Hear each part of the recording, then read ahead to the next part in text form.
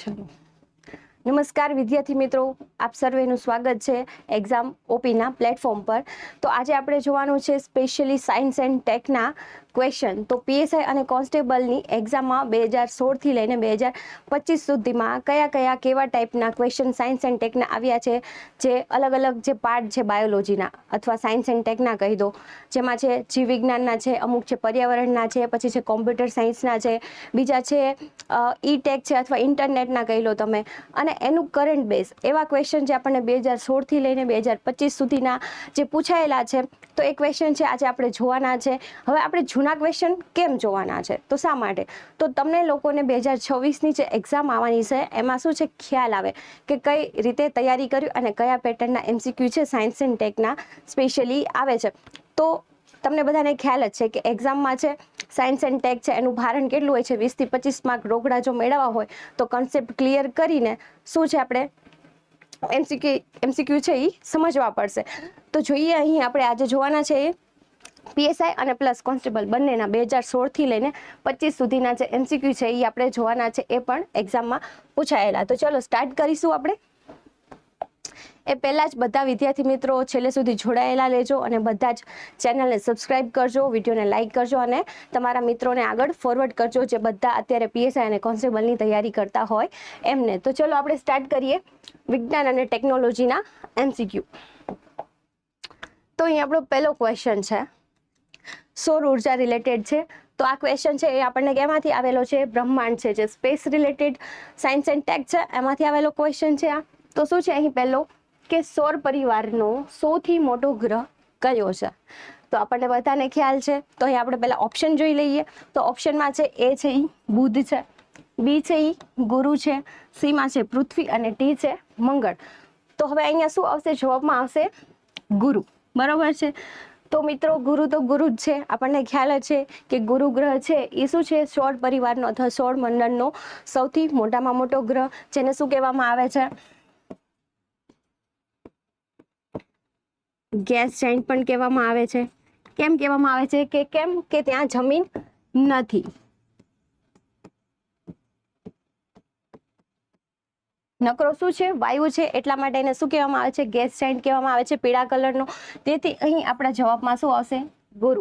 અને જો આ ક્વેશ્ચન છે એમાંથી એવું પણ બને કે આપણે પેટર્ન્સ તો જોઈ જ રહ્યા છીએ કે આ ટાઈપના ક્વેશ્ચન આપણને એક્ઝામમાં આવતા હોય છે. તો તમને શું છે આનો વિરોધાર્થી છે ક્વેશ્ચન છે એ પણ પૂછી દે. તો પહેલું શું છે અહીંયા આપણને શું આપ્યું છે કે સૌથી મોટો ગ્રહ કયો છે એવું કીધું છે. તો તમને એક્ઝામમાં એ પણ પૂછી દે કે સૌથી નાનો કયો છે? સૌથી નાનો ગ્રહ કયો છે? તો નાનો કયો આવશે? બુધ ગ્રહ આવશે. તો આવી રીતે જ આપણે એક એમસીક્યુ માંથી શું છે જોઈશું કે વધારાની માહિતી આપણને કેવી રીતે મળે છે અને એક્ઝામમાં વધારેમાં વધારે ક્વેશ્ચન આ છે આના રિલેટેડ છે સ્પેશિયલી સાયન્સ એન્ડ ટેકમાં કેવી રીતે આવશે. તો ચલો જોઈએ નેક્સ્ટ. પછી અહીં આપણને જવાબ આપ્યો છે અને એની સમજૂતી આપી છે. તો આપણે સમજૂતી એકવાર જોઈ લઈએ જેથી કરીને શું છે આપણને ક્વેશ્ચન છે એની વધારે શું થઈ જાય, એનું પોસ્ટમોર્ટમ થઈ જાય. બરોબર છે. તો જોઈએ કે ગુરુ છે, તો ગુરુ એ શું છે સૌર મંડળનો સૌથી મોટો ગ્રહ છે. પછી છે તે કદમાં પૃથ્વી કરતા કેવો છે? અનેક ગણો વિશાળ છે. શેની વાત કરી છે? ગુરુની. તો તે મુખ્યત્વે વાયુઓનો બનેલો છે, એટલા માટે આપણે એને શું કહીએ છીએ? ગેસ જાયન્ટ પણ કહીએ છીએ. પછી છે તેથી જ ગેસ જાયન્ટ પણ કહેવાય છે. બુધ સૌથી નાનો ગ્રહ છે, જ્યારે શુક્ર એવું પૂછે કે શુક્ર છે, શુક્રનો ક્વેશ્ચન આવે તો તમને એમ પૂછે સૌથી તેજસ્વી દેખાતો ગ્રહ કયો છે? તો શું આવશે? શુક્ર આવશે. એક જ ક્વેશ્ચન છે, એની સમજૂતીમાંથી આપણને 3 અલગ અલગ છે એ ક્વેશ્ચન જોવા મળ્યા. તો ચલો નેક્સ્ટ ક્વેશ્ચન જોઈએ. પછી છે રિક્ટર. તો રિક્ટર માપક્રમ શું માપે છે? તો અહીં ઓપ્શન એમાં છે મેગ્માનું તાપમાન, બીજું છે ભૂકંપની તીવ્રતા, સી છે ભૂકંપની વ્યાપકતા અને ડી છે શિરભંગ પ્રક્રિયા. તો શું આવશે આમાં? રિક્ટર રિક્ટર છે અથવા એને રિચર પણ કહેવાય છે. તો એ માપક્રમ શું માપે છે? તો જવાબમાં અહીં શું આવશે? આપણે ભૂકંપની તીવ્રતા આવશે. બરોબર છે. કેમ ભૂકંપની તીવ્રતા આવશે? તો જોઈએ ચલો. તો અહીં જો રિક્ટર સ્કેલનો ઉપયોગ છે ભૂકંપ સમયે છૂટી પડતી ઉર્જા છે, એનર્જી છે, એ ભૂકંપની તીવ્રતા માપવા માટે થાય છે. આ માપક્રમ કેટલું હોય છે? તો યાદ રાખીશું 0 થી 9. 0 થી 9 ની વચ્ચે હોય છે. તો ભૂકંપ માપવાના સાધનને શું કહેવાય છે? સિસ્મોગ્રાફ કહેવાય છે.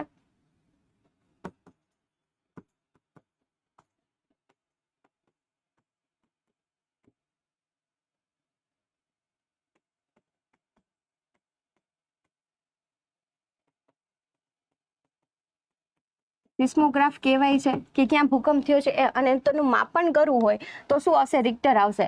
એનું જે માપન આવે છે આંકડામાં એ માપવા માટે શેનો યુઝ થાય છે? રિક્ટરનો. ચલો ડન. તો અહીંયા જવાબમાં શું હશે? ભૂકંપની તીવ્રતા. નેક્સ્ટ જોઈએ તો છે કયા પ્રકારના ખડકો પ્રાથમિક કે મૂળ ખડકો હોય છે? તો અહીંયા ઓપ્શન એ માં છે પ્રસ્તર, બી છે રૂપાંતરિત, સી છે સેન્દ્રિય અને ડી છે આગ્નેય. તો હવે અહીંયા આપણે કેવી રીતે યાદ રાખશું? પહેલા તો આપણને શું કીધું છે? પ્રાથમિક અથવા મૂળ. તો પ્રાથમિક શું છે કે જ્યારે પૃથ્વી છે બરોબર છે, જ્વાળામુખીને બધું ફાટ્યું તો શું છે? પૃથ્વીનું જે પ્રાથમિક પહેલું ખડક છે એ કયું છે? આપણને એમ પૂછ્યું છે. તો શું આવશે? જવાબમાં આવશે ડી આગ્નેય. હવે આપણે આને કેવી રીતે યાદ રાખશું? અગ્નિ ઉપરથી યાદ રાખીશું. તો જ્યારે લાવા છે જ્વાળામુખીને એ ફાટે છે તો શું છે? લાવા છૂટો પડે છે.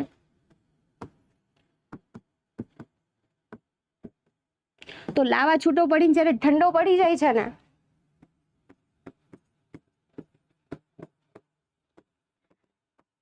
ત્યારે જે ખડકનું રૂપાંતરિત થાય છે ને એને આગ્નેય ખડકો કહેવામાં આવે છે. ચલો નેક્સ્ટ.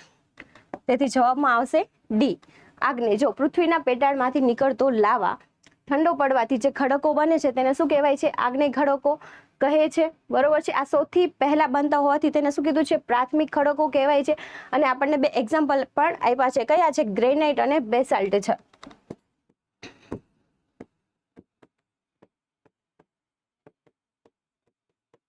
તો તમને આગ્નેય ખડકોના એક્ઝામ્પલ ક્વેશ્ચન રિલેટેડ ક્વેશ્ચન આવે એક્ઝામમાં તો આ બે યાદ રાખશું, ગ્રેનાઇટ અને બેસાલ્ટ. ચલો નેક્સ્ટ જોઈએ. પછી છે સૌથી સખત ખનિજ કઈ છે?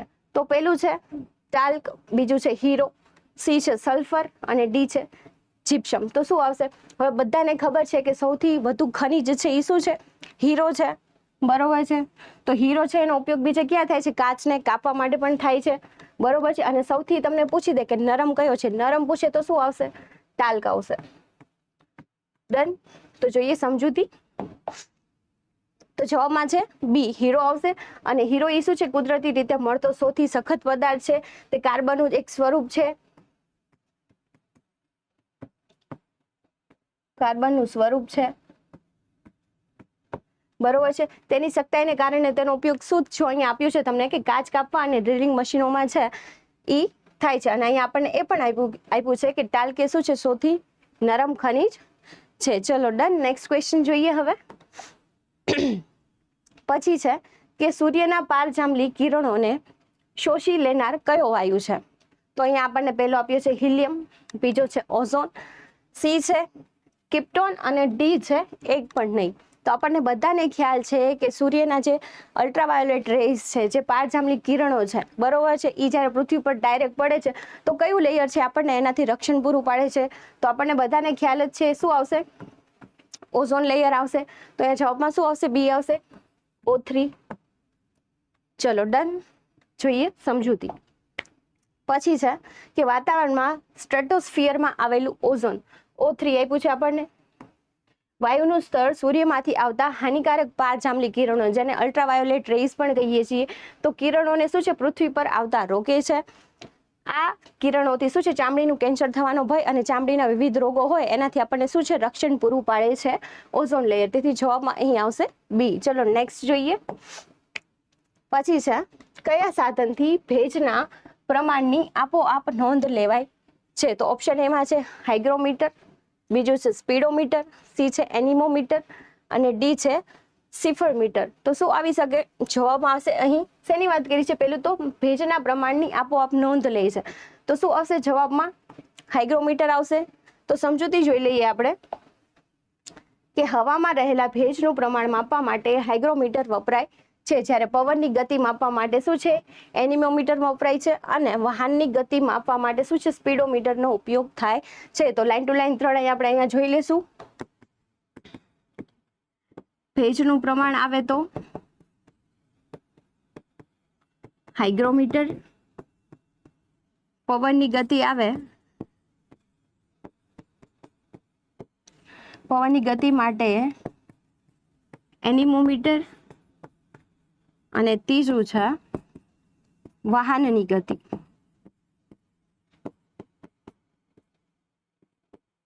ગતિ માપવા માટે સ્પીડોમીટર. તો એક જ સમજૂતીમાંથી આપણને 3 છે એ ઇન્ફોર્મેશન મળી ગઈ.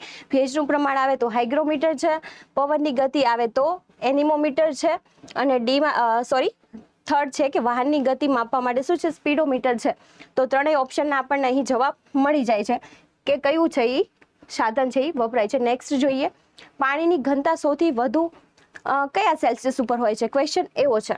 તો ઓપ્શન એમાં છે 100 સેલ્સિયસ પર છે, બી છે 0 છે, અને સી છે -4 છે, અને ડીમાં છે કેટલું, ઓનલી 4 સેલ્સિયસ. તો અહીંયા શું પૂછ્યું છે? પાણીની ઘનતા પૂછી છે. હવે તમને બધાને ખ્યાલ જ છે કે બરફ છે એ શું છે, પાણી કરતાં કેવો છે, હલકો છે, અને જ્યારે બરફ છે એ શું છે, પાણી ઉપર તરતો હોય છે. તો પાણીની ઘનતા ઓબ્વિયસલી કેવી હશે, વધારે હશે ઘનતા. તો પાણીની ઘનતા છે ને એ 4 સેલ્સિયસ સૌથી વધારે હશે. ક્યારે? 4 સેલ્સિયસે. તો તેથી જ શું થશે, જ્યારે ઠંડુ વાતાવરણ હોય છે અથવા બરફ આચ્છાદિત વિસ્તાર હોય છે તો ત્યારે શું થાય છે કે બરફ હોય છે, આ બરફની લેયર ઉપર જામી જતી હોય છે, અને તમને બધાને ખ્યાલ છે કે એની નીચે શું છે, પાણી હોય છે. અને 4 સેલ્સિયસે છે એ શું છે, ઘનતા વધી જતી હોય છે 4 સેલ્સિયસ તાપમાને, જેના લીધે બરફ છે એનું એક લેયર સપાટી બની જતી હોય છે, જેથી કરીને શું છે, માછલીઓ નીચે પાણીમાં જીવિત રહી શકે. ચલો નેક્સ્ટ જોઈએ. તો સમજૂતીમાં પણ એ જ કહે છે કે સામાન્ય રીતે પદાર્થ ઠંડો પડે તો શું છે, સંકોચાય છે. પણ પાણી છે એ શું છે, વિશિષ્ટ છે. પાણીનું તાપમાન ઘટાડતા 4 સેલ્સિયસ પર તેની ઘનતા શું છે, સૌથી વધુ હોય છે. આનાથી નીચા તાપમાને તે બરફ બને છે ત્યારે તેનું કદ શું છે, વધી જાય છે, અને તેથી બરફ શું છે, પાણી પર તરે છે. ચલો નેક્સ્ટ જોઈએ. પછી છે કે શુદ્ધ પાણીના pH નું પ્રમાણ કેટલું હોય છે? તો ઓપ્શન એમાં છે 0, બી છે 7, સી છે 8, અને ડી છે 4. તો હવે આપણને બધાને ખ્યાલ છે કે જે પીવાલાયક પાણી હોય અથવા કેટલું છે, શુદ્ધ પાણી કહી શકીએ આપણે છીએ, તો એ ના તો વધારે એસિડિક હોય, ના તો શું છે, વધારે બેઝિક હોય. એ કેવું હોય છે, તટસ્થ હોય છે. તો તટસ્થ pH છે એ કેટલી હોય છે, 7 હોય છે. તો જવાબમાં શું આવશે, બી 7. આખો રેશિયો હોય છે, જ્યાં 1 થી લઈને 7 અને પછી 14 સુધીનું pH માપવાનું શું હોય છે, આકરણ હોય છે, જેમાં 2 છે, 3 છે, 4 છે, 5 છે, 6 છે, એમ 7 હોય છે. તો 7 ની નીચે જાય તો શું થઈ જાય છે, એસિડિક થઈ જાય છે, અને 7 ની ઉપર જાય છે તો શું થઈ જાય છે, બેઝિક થઈ જાય છે.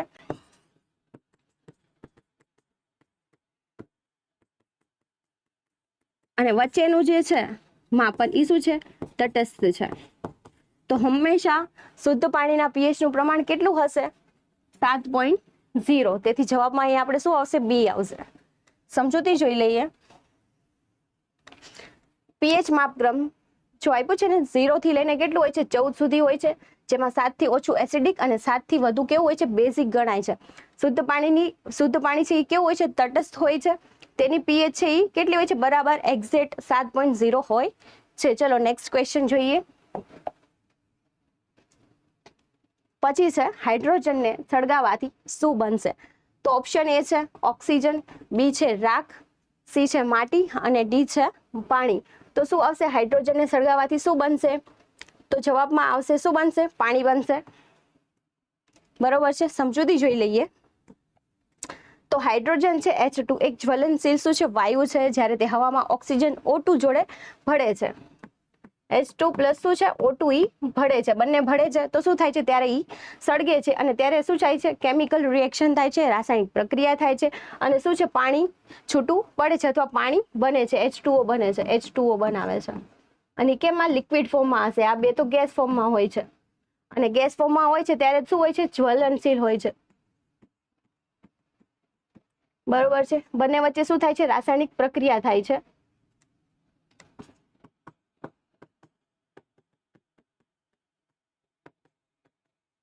અને શું છૂટું પડે છે, H2O છૂટો પડીને શું બનાવે છે, પાણી બનાવે છે. આ એક પ્રદૂષણ મુક્ત પ્રક્રિયા છે. આ ઓલું વરસાદ આવે છે એવી પ્રક્રિયા થઈ ગઈ છે. ચલો વરસાદ આવે તો શું થાય છે, વાતાવરણ શુદ્ધ થઈ જાય છે.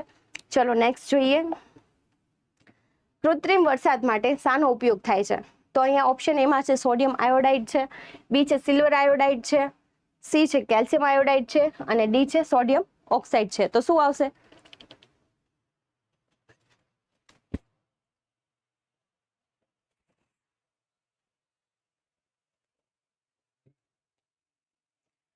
તો જવાબમાં આવશે સોડિયમ ઓક્સાઇડ. ચલો જોઈએ સમજૂતી.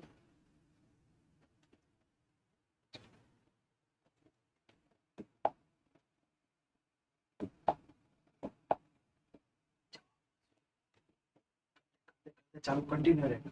Sodium iodide. સોડિયમ આયોડાઇડ જવાબ આવશે, એવું કહી દે.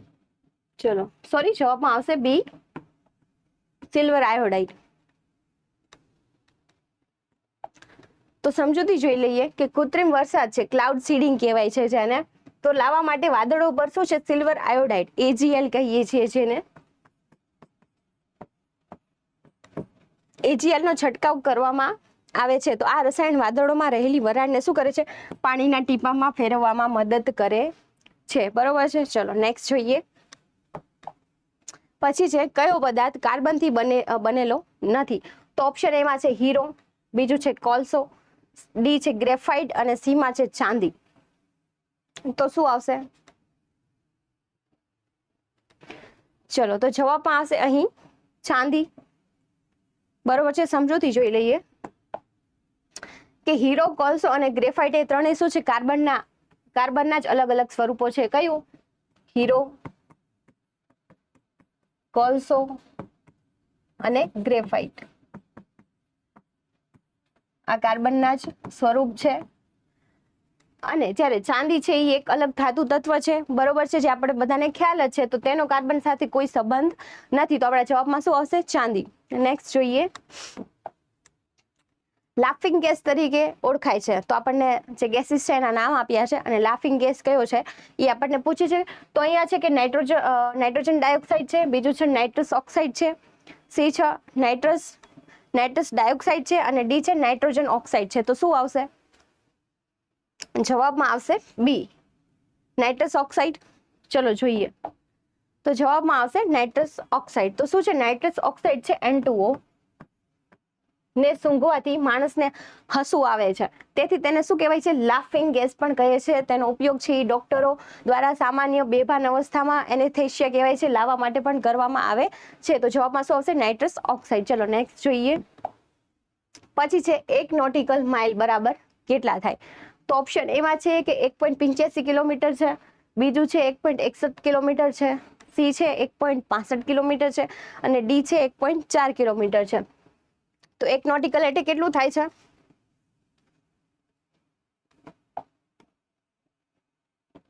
એક 1.85 કિલોમીટર થાય છે. જે તળિયું છે એ સમુદ્રનું તળિયું હોય છે, અહીંયાથી માપવામાં આવે છે જમીન સુધીનું. બરોબર છે. ચલો જોઈએ સમજૂતીમાં. તો દરિયા અને હવાઈ મુસાફરીમાં અંતર માપવા માટે નોટિકલ માઇલ વપરાય છે. નોટિકલ માઇલ બરાબર શું થશે? આશરે 1.85 કિલોમીટર થાય છે. જ્યારે જમીન પરનો સામાન્ય માઇલ આશરે કેટલો છે?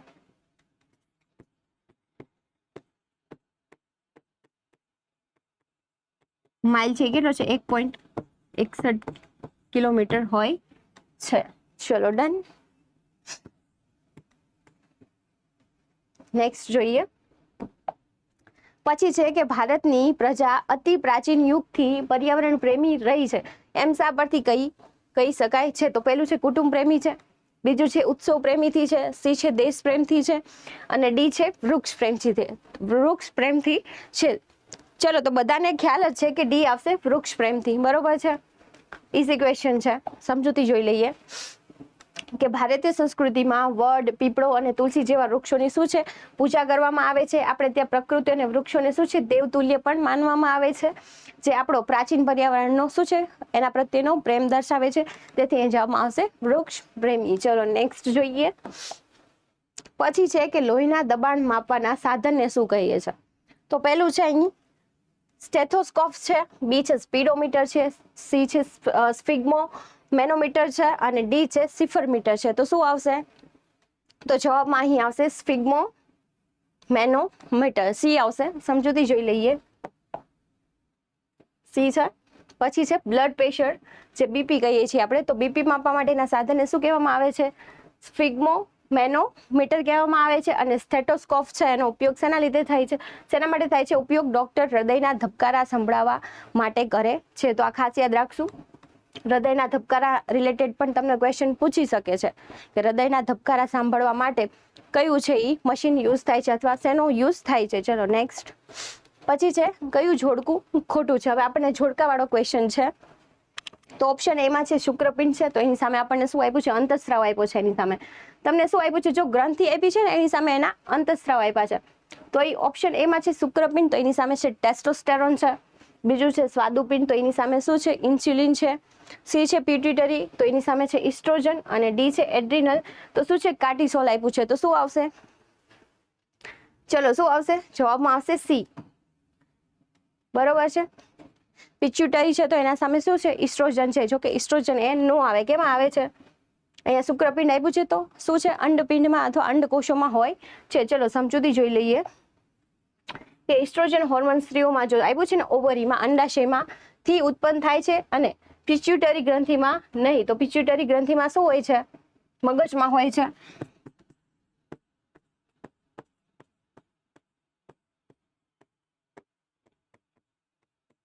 મગજમાં હોય છે. અને શું કહેવાય છે? એને શરીરની માસ્ટર ગ્રંથિ પણ કહેવાય છે.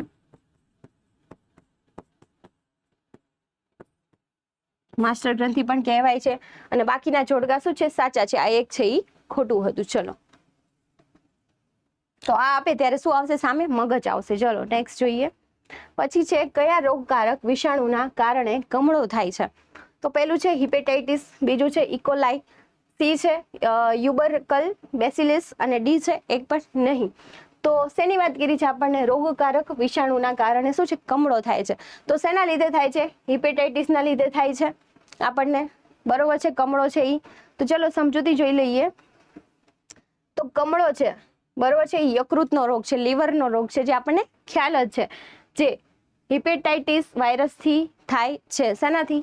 વાયરસનું નામ આપ્યું છે આપણને, વિષાણુ પૂછ્યું છે ને તમને, વાયરસ છે.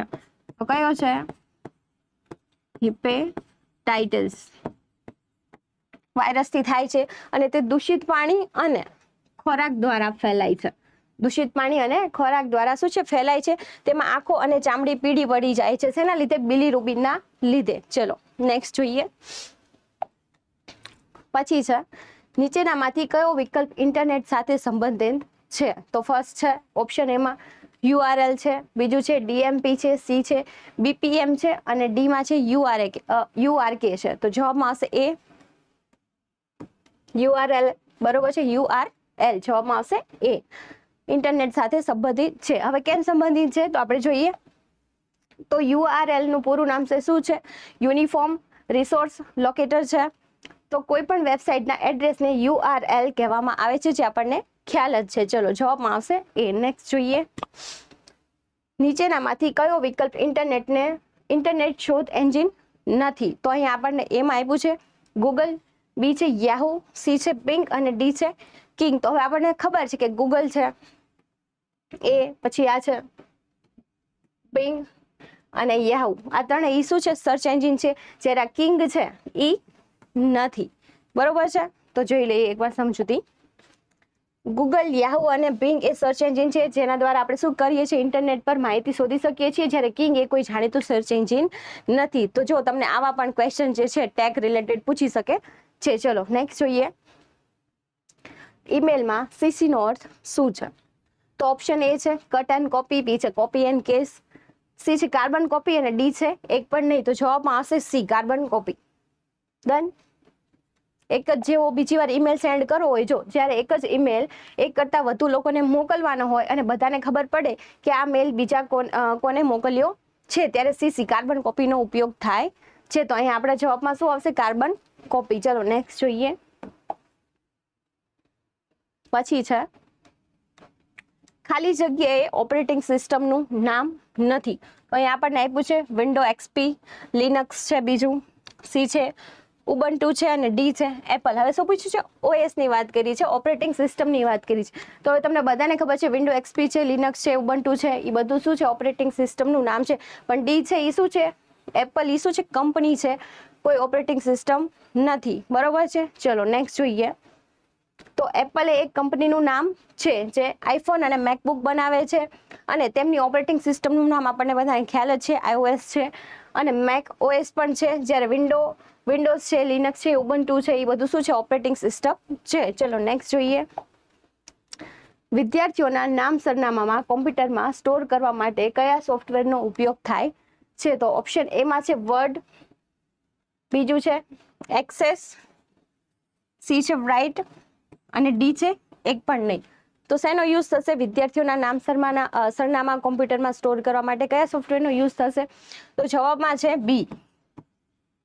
બરોબર છે. લખવું હોય તો વર્ડનો યુઝ થાય છે, પણ આપણે સ્ટોર કરવાનું છે, તો જવાબમાં આવશે બી. સમજૂતી જોઈ લઈએ કે જો જ્યારે ડેટાને છે ને વ્યવસ્થિત રીતે સ્ટોર કરવાનો હોય છે ને ત્યારે ડેટાબેઝ સોફ્ટવેરનો ઉપયોગ થાય છે. બરોબર છે. અને માઇક્રોસોફ્ટ એક્સેસ છે એ શું કરે છે? ડેટાબેઝ મેનેજમેન્ટ સોફ્ટવેર છે. તો વર્ડ એ શું છે? ડોક્યુમેન્ટ લખવા માટે વપરાય છે, અથવા કંઈ આપણે એડિટિંગ કરેલું હોય, લખવું હોય, લખાણ લખેલું હોય અને એનું એડિટિંગ કરવું હોય તો પણ વર્ડનો યુઝ થાય છે. ચલો નેક્સ્ટ જોઈએ. પછી છે OCR નું પૂરું નામ જણાવો. તો ઓપ્શન એ છે ઓપ્ટિકલ કેરેક્ટર રેગ્રેશન, બીજું છે ઓલ કેરેક્ટર રેગ્રેશન અને સી છે ઓલ્ડ કેરેક્ટર રેગ્રેશન અને ડી છે એક પણ નહીં. તો શું આવશે? OCR ની વાત કરી છે તો જવાબમાં આવશે એ. બરોબર છે. ચલો સમજૂતી જોઈએ. તો શું કહે છે કે OCR ટેકનોલોજીનો ઉપયોગ સ્કેન કરેલા ફોટા કે ડોક્યુમેન્ટમાં લખેલા લખાણને કોમ્પ્યુટર સમજી શકે છે તેવા ટેક્સ્ટમાં ફેરવવા માટે થાય છે. ગૂગલ લેન્સ જેવું વર્ક છે આનું. તેથી જવાબમાં આપણે શું આવશે? એ આવશે. ઓપ્ટિકલ કેરેક્ટર રેકગ્નિશન આવશે. ચલો નેક્સ્ટ જોઈએ. પછી છે PDF નો અર્થ શું થાય છે? તો ઓપ્શન એમાં છે પ્યોર ડોક્યુમેન્ટ ફોર્મેટ છે, બીજું છે પ્યોર ડોક્યુમેન્ટ ફોન્ટ છે, સી છે પોર્ટેબલ ડોક્યુમેન્ટ ફોર્મેટ છે સોરી, અને ડી છે એક પણ નહીં. તો શું આવી શકે? જવાબમાં આવશે સી, પોર્ટેબલ ડોક્યુમેન્ટ ફોર્મેટ. બરોબર છે. જે આપણે રોજિંદા જીવનમાં યુઝ કરીએ છીએ ફાઇલ બનાવવા માટે, PDF બનાવવા માટે. તો સમજૂતી જોઈ લઈએ કે પોર્ટેબલ ડોક્યુમેન્ટ ફોર્મેટ ફાઇલ ગમે તે મોબાઈલમાં કે કોમ્પ્યુટરમાં ખોલો તો પણ તેનું લખાણ છે અને ફોર્મેટ એક સરખું જ રહે છે, ચેન્જીસ થતા નથી, ફોર્મેટિંગ એનું એ જ રહે છે. તે એડોબે કંપની દ્વારા શું છે? બનાવવામાં આવ્યું છે, એડોબ દ્વારા. બરોબર છે. ચલો નેક્સ્ટ જોઈએ. પછી છે ઇન્ટરનેટના સંદર્ભમાં ISP નું આખું નામ ખાલી જગ્યા થાય છે તો શું આવશે?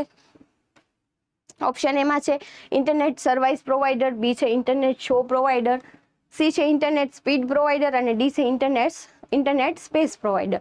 તો જવાબમાં અહીં આપણે આવશે એ, ઇન્ટરનેટ સર્વિસ પ્રોવાઈડર છે. જેમ કે જીઓ છે, એરટેલ છે ને બધી કંપની, એમ ઇન્ટરનેટના સંદર્ભમાં ISP નું આખું નામ છે શું?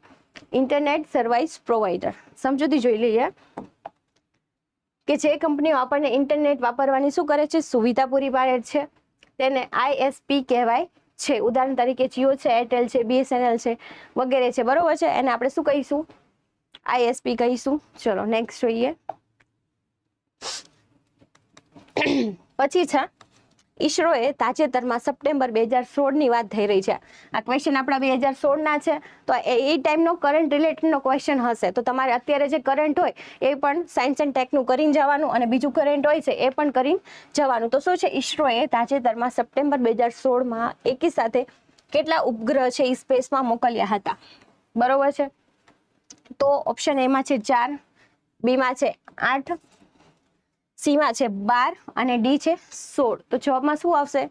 8 આવશે. અત્યારે તો આપણે ચંદ્રયાન ને એ બધું યાદ રાખવું પડે. બરોબર છે. અત્યારે ઘણા નવા સ્પેસમાં મોકલાઈ ગયા છે બીજા. તો જવાબમાં અહીં આવશે 8. ડન. સમજૂતી જોઈ લઈએ. 2016 નો શું છે? કરંટ અફેરનો ક્વેશ્ચન છે. તે સમયે ઈસરોએ શું છે? PSLV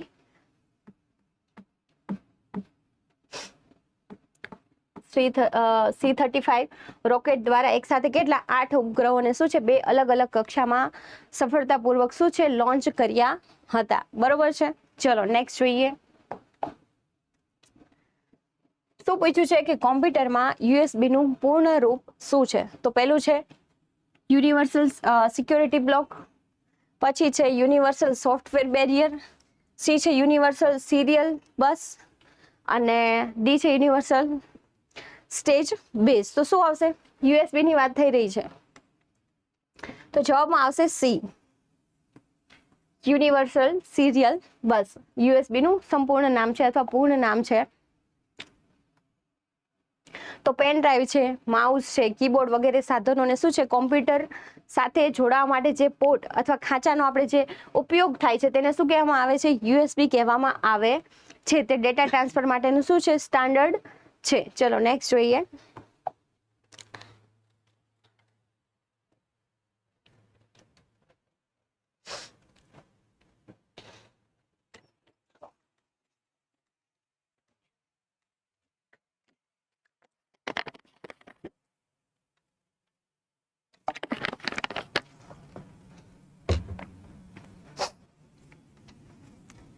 નેક્સ્ટ ક્વેશ્ચન છે આપણો કે સીએનજીમાં મોટા ભાગે નીચેનામાંથી કયો વાયુ હોય છે? તો ઓપ્શન એમાં છે નાઇટ્રોજન, બીજું છે મિથેન, સી છે ઓક્સિજન અને ડી છે હિલિયમ. તો શું આવશે? ઇઝી ક્વેશ્ચન છે એકદમ. શું વપરાય છે? સીએનજીમાં મોટા ભાગે નીચેનામાંથી કયો વાયુ હોય છે? તો જવાબમાં શું આવશે? બી, મિથેન હોય છે મોટા ભાગે. બરોબર છે. નેક્સ્ટ જોઈએ સમજૂતી. તો સીએનજી છે જેને આપણે શું કહીએ છીએ? કમ્પ્રેસ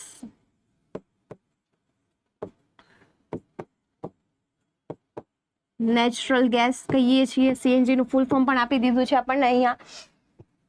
તો સીએનજી માં મુખ્યત્વે શું હોય છે? મિથેન હોય છે, CH4 કહીએ છીએ જેને વાયુ હોય છે. તે પેટ્રોલ ડીઝલની સરખામણીમાં શું છે? ઓછું પ્રદૂષણ કરે છે, પ્લસ કે તેને શું કહેવામાં આવે છે? ઇકો ફ્રેન્ડલી બળતણ પણ કહે છે. કેવું કહે છે? Eco friendly.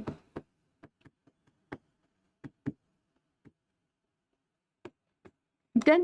નેક્સ્ટ ક્વેશ્ચન જોઈએ. નીચેનામાંથી કઈ માટી કપાસની ખેતી માટે શ્રેષ્ઠ છે? તો ઓપ્શન એ માં છે કાપમી માટી, બી માં છે કાળી માટી, સી માં છે લેટરાઇટ માટી અને ડી માં છે લાલ માટી. તો આપણને બધાને ખ્યાલ છે કે જવાબમાં શું આવશે? કાળી માટી આવશે. કપાસ છે એની ખેતી માટે સર્વશ્રેષ્ઠ માટી છે એ કઈ છે? કાળી માટી આવશે. કેમ કે એ શું કરે છે? ભેજનું વધારેમાં વધારે શોષણ કરે છે. કાળી માટીમાં ભેજ સંગ્રહ કરવાની શક્તિ સૌથી વધુ હોય છે. તેને શું કહેવામાં છે? બીજું નામ શું છે એનું?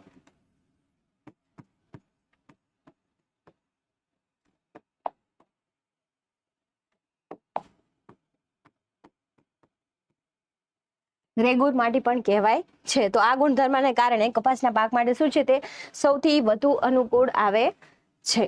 ચલો નેક્સ્ટ. પછી છે ખાવાના મીઠાનું રાસાયણિક નામ શું છે?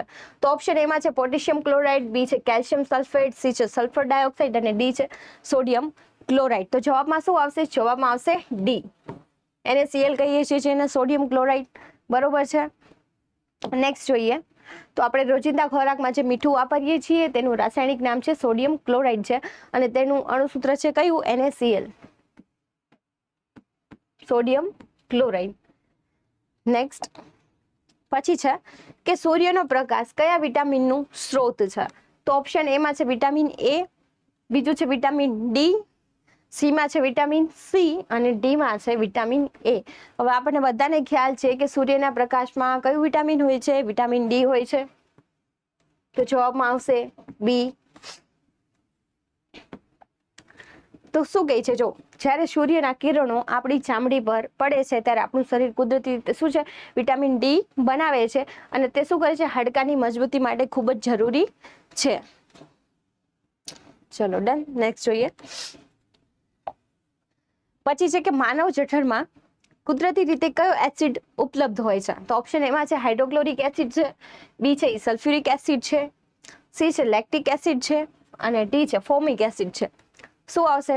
HCl હશે માનવ જઠરમાં. તો જવાબમાં શું આવશે? એ આવશે જેને આપણે HCl પણ કહીએ છીએ. ડન. શું કરે છે? પાચનમાં હેલ્પફુલ થાય છે. આપણા પેટમાં જઠરમાં ખોરાકને પચાવવા માટે શું કરે છે? હાઇડ્રોક્લોરિક એસિડ ઉત્પન્ન થાય છે અને તે ખોરાક સાથે આવેલા શું કરે છે? બેક્ટેરિયાનો નાશ કરે છે કુદરતી રીતે જ. ચલો નેક્સ્ટ. પછી છે કે લોહી ગંઠાઈ જવાની પ્રક્રિયામાં કયું વિટામિન મદદરૂપ થાય છે? તો શું આવશે? ઓપ્શન એ માં છે વિટામિન એ, બી માં છે વિટામિન ઈ, સી માં છે વિટામિન ડી અને ડી માં છે વિટામિન કે. તો જવાબમાં શું આવશે? વિટામિન કે. લોહી ગંઠાઈ જવાની પ્રક્રિયામાં જ્યારે કોઈ પણ આપણને ઘાવ વાગે છે અથવા શું છે કંઈક અકસ્માતના લીધે શું થયું હોય છે? કંઈ વાગેલું હોય છે તો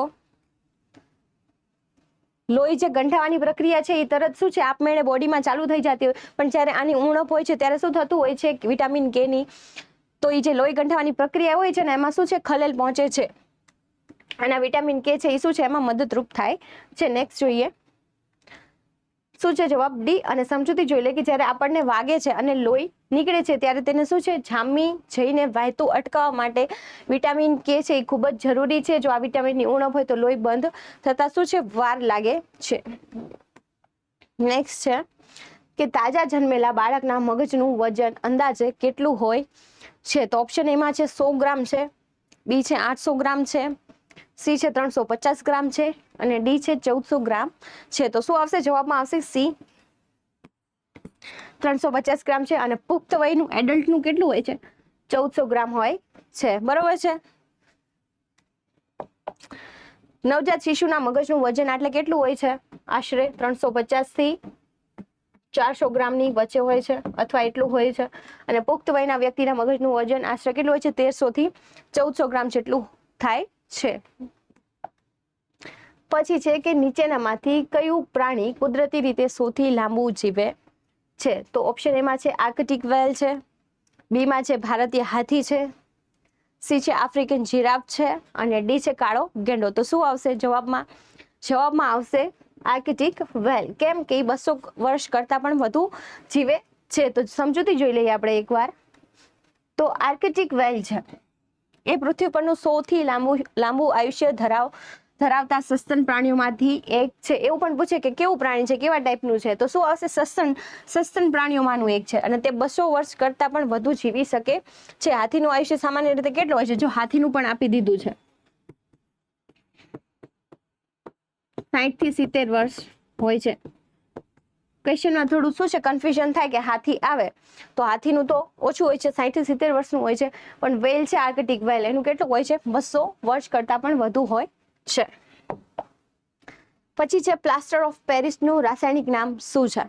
તો ઓપ્શન એ માં છે પોટેશિયમ નાઇટ્રેટ, બીજું છે હેમીહાઇડ્રેટ કેલ્શિયમ સલ્ફેટ, સી છે પોટેશિયમ ક્લોરાઇડ અને ડી છે કેલ્શિયમ નાઇટ્રેટ. તો જવાબમાં આવશે હેમીહાઇડ્રેટ કેલ્શિયમ સલ્ફેટ આવશે. શેનું? પ્લાસ્ટર ઓફ પેરિસનું રાસાયણિક નામ.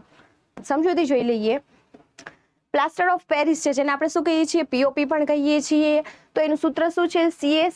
CaSO4 અને શું છે એની પ્રક્રિયા થાય શું છે? 21H2O આપ્યું છે તમને, બરોબર છે. તેને જીપ્સમ ધાતુ છે એને ગરમ કરીને બનાવવામાં આવે છે. તેનો ઉપયોગ છે બાંધકામમાં, મૂર્તિઓ બનાવવામાં અને શું છે હાડકાં તૂટી જાય ત્યારે પાટો બાંધવામાં પણ થાય છે. તો જવાબમાં શું આવશે? હેમીહાઇડ્રેટ કેલ્શિયમ સલ્ફેટ, પીઓપી નું પૂરું રાસાયણિક નામ. પછી છે રેફ્રિજરેટરમાં કુલન્ટ રૂપે કયા ગેસનો ઉપયોગ થાય છે? તો ઓપ્શન એમાં છે એમોનિયા, બીજું છે હિલિયમ, સી છે કાર્બન ડાયોક્સાઇડ અને ડી છે નાઇટ્રોજન. તો જવાબમાં શું આવશે? એક મિનિટ. તો જવાબમાં આવશે એમોનિયા. એ આવશે રેફ્રિજરેટરમાં કુલન્ટ તરીકે શેનો? એમોનિયા ગેસનો ઉપયોગ થશે. સમજૂતી જોઈ લઈએ કે મોટા ઔદ્યોગિક કોલ્ડ સ્ટોરેજ અને બરફના કારખાનાઓમાં કુલન્ટ તરીકે શેનો?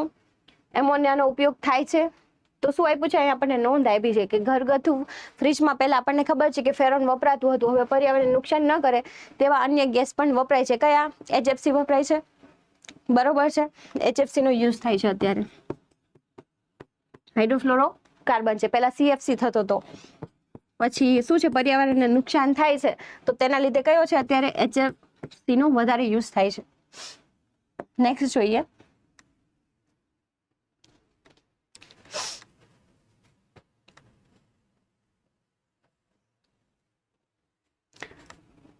જૈવિક વસ્તુઓની આયુ નિશ્ચિત કરવા માટે નિમ્નમાંથી શેનો ઉપયોગ થાય છે? તો ઓપ્શન એમાં છે પોટેશિયમ ડેટિંગ છે, બીજું છે યુરેનિયમ ડેટિંગ છે, સી માં છે કાર્બન શું છે 14 ડેટિંગ છે અને ડી માં છે ક્લોરીન ડેટિંગ છે. તો આપણને બધાને ખબર જ છે શું આવશે? સી આવશે કાર્બન ડેટિંગ. કાર્બન 14 ડેટિંગ છે કે જૈવિક વસ્તુઓની આયુ છે કે કેટલા વર્ષો જૂનું છે, તો શેનો યુઝ થશે? કાર્બન ડેટિંગનો.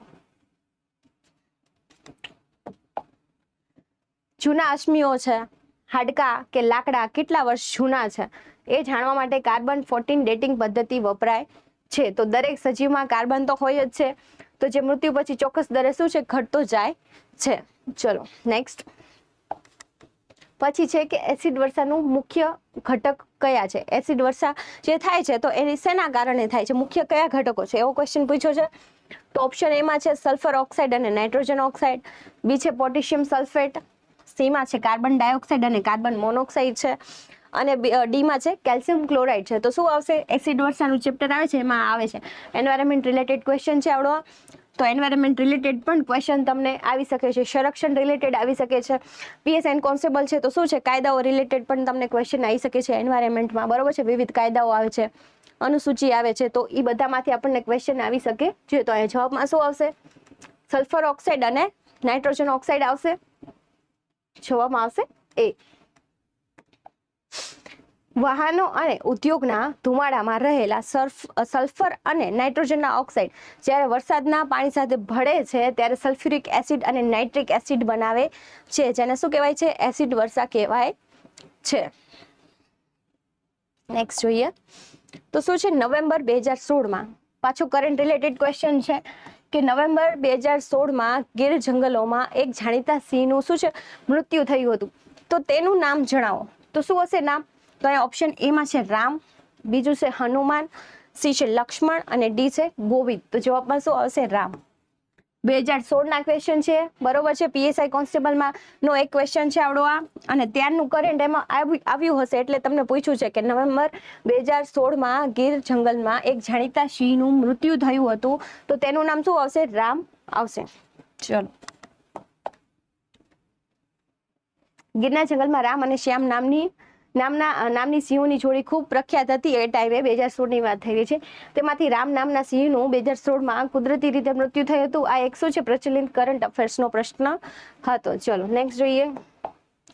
પછી છે કે માનવ ચેતાતંત્રમાં નીચેનામાંથી કોણ મહત્વની ભૂમિકા ભજવે છે? તો ઓપ્શન એમાં છે સોડિયમ અને પોટેશિયમ આયન, બીજું છે કેલ્શિયમ અને પોટેશિયમ આયન, સી છે સોડિયમ અને કેલ્શિયમ આયન, અને ડીમાં છે સોડિયમ, પોટેશિયમ અને કેલ્શિયમ આયન. તો શું આવશે? જવાબમાં શેની વાત કરીએ છીએ? માનવ ચેતાતંત્રમાં જે સિગ્નલ મળે છે બોડીને, બરોબર છે, મગજ સુધી પહોંચે છે, તો એમાં જે ઇલેક્ટ્રોલાઇટ્સ છે, જે કરંટને કહેવાય ને કે ધારો કે વીજળીનો પ્રવાહ કરંટમાંથી પસાર થતો હોય તો એમાં એના ઇલેક્ટ્રોન હશે જે એ વીજ પ્રવાહ છે એને પહોંચાડતો હશે, બરોબર છે. તો આમાં એ જ આપણને પૂછ્યું છે. તો શું આવશે? જવાબમાં આવશે એ સોડિયમ અને પોટેશિયમ આયન. જો કીધું છે ને કે મગજ અને ચેતાતંત્રમાં સંદેશાની જે આપલે કરવામાં આવે છે એ સોડિયમ છે Na+, અને પોટેશિયમ છે K+. પંપ ખૂબ જ મહત્વનો ભાગ ભજવે છે. આ આયનોની મદદથી જ વીજ આવેગ છે, બરોબર છે, ઇમ્પલ્સ કહેવાય છે, જેને એ પસાર થાય છે. ડન. અહીં સોડિયમ અને પોટેશિયમ આયન આવશે. નેક્સ્ટ જોઈએ કે બેટરીમાં પ્રાથમિક રૂપે કયું એસિડ હોય છે?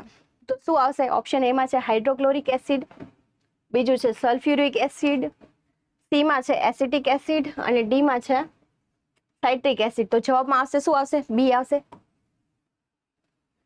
સલ્ફ્યુરિક એસિડ, બરોબર છે. રસાયણ શાસ્ત્ર છે એનો જે કહેવાય ને કે કિંગ હોય તો આ છે, તમને રાજા પૂછે તો શું આવશે? સલ્ફ્યુરિક એસિડ આવશે. સૌથી શું છે? તેજ એસિડ જેને કહીએ છીએ તો સલ્ફ્યુરિક એસિડ છે. તો કાર છે, ટ્રક છે, ઇન્વર્ટર લેડ છે, તો એસિડ બેટરીમાં ઇલેક્ટ્રોલાઇટ તરીકે શું છે? સલ્ફ્યુરિક એસિડ છે, જેનું આપણે સૂત્ર પણ આપ્યું છે H2SO4. 4 નો ઉપયોગ થાય છે તે રાસાયણિક ઉર્જાનું વિદ્યુત ઉર્જામાં શું કરે છે? રૂપાંતરિત કરે છે. ચલો નેક્સ્ટ જોઈએ. ચિકનગુનિયા શાનાથી થાય છે? તો ઓપ્શન એમાં છે ચેપી મચ્છર, બી છે પ્રદૂષિત હવા, સી છે પ્રદૂષિત જળ, અને ડી છે બેક્ટેરિયા. તો શું આવશે? ઓબ્વિયસલી ચેપી મચ્છર આવશે. ચિકનગુનિયાની વાત થઈ રહી છે તો ચિકનગુનિયા શેના લીધે થાય છે? ચેપી મચ્છરના લીધે થાય છે.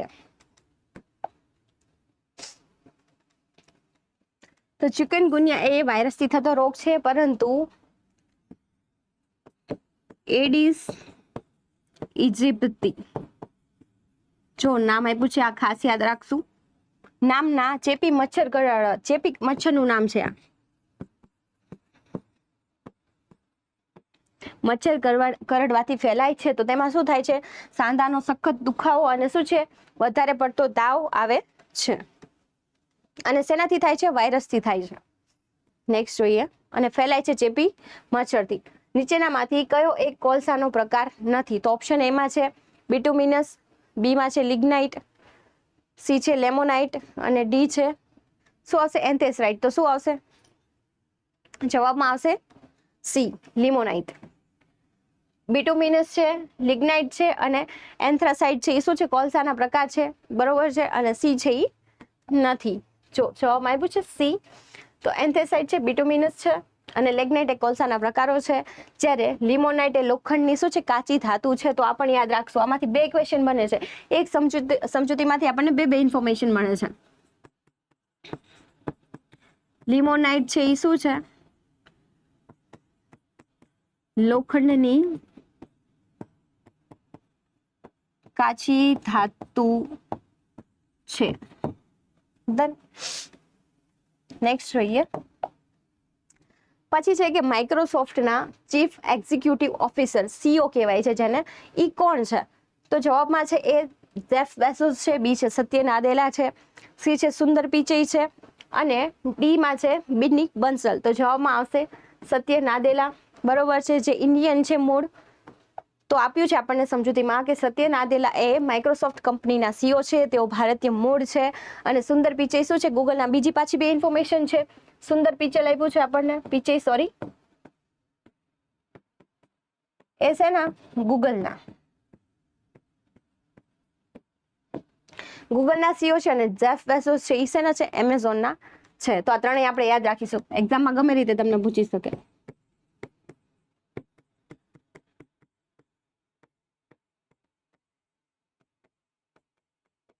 એમેઝોનના. દેન સત્ય નાદેલા માઇક્રોસોફ્ટ કંપનીના સીઓ છે, તેઓ ભારતના શું છે ભારતીય મૂળના છે. સુંદર પિચઈ છે એ ગૂગલના સીઓ છે અને જેફ બેઝોસ છે એ એમેઝોનના છે. નેક્સ્ટ છે કે આપણે કયા એમસીક્યુ છે બરોબર છે એ લીધા છે, કયા ટોપિકમાં સાયન્સ એન્ડ ટેકના કયા છે. તો અમુક ક્વેશ્ચન હતા એ અવકાશ વિજ્ઞાનના હતા, ઈસરો ઉપગ્રહ અને પ્રક્ષેપણના હતા. અમુક છે એ કોમ્પ્યુટર ટેકનોલોજીના હતા, જેમાં આપણે જોયું કે યુએસબી અને ટેકનોલોજીમાં કેવી રીતે એનો યુઝ થાય છે. પછી છે રસાયણશાસ્ત્ર, આપણે એસિડ વિશે જોયું છે, બેટરી વિશે જોયું, પછી મીઠું છે એનું રાસાયણિક સૂત્ર શું છે એ પણ જોયું. અને જીવ વિજ્ઞાનનો ક્વેશ્ચન હતા કે વિટામિન છે, મગજ છે, પ્રાણીઓ રિલેટેડ હતા. અને અંદર વધારાના બીજા કયા હતા? પર્યાવરણ રિલેટેડ હતા, પછી છે અવકાશ રિલેટેડ હતા બરોબર છે. તો બધાનો સમન્વય એટલે જ શું છે સાયન્સ એન્ડ ટેક છે બરોબર છે. તો અહીંયા છે મિત્રો આપણું જે આ એમસીક્યુ નું સેશન છે એ કમ્પ્લીટ થાય છે અહીં સુધીનું બરોબર છે. આગળ તમારે વધારે આપણે એવું હોય કે તમારા લોકોને એમસીક્યુ સિરીઝ આગળ કન્ટિન્યુ કરવી હોય તો તમે લોકો કોમેન્ટ્સમાં પાર્ટ 2 માટે જય હિન્દ લખીને જણાવી શકો છો. તો આપણું આ સેશન છે અહીં કમ્પ્લીટ થાય છે. ત્યાં સુધી શું છે જ્ઞાન એ શક્તિ છે, તો સતત શીખતા રહો અને આગળ વધતા રહો. ચલો જય હિન્દ, મળીએ.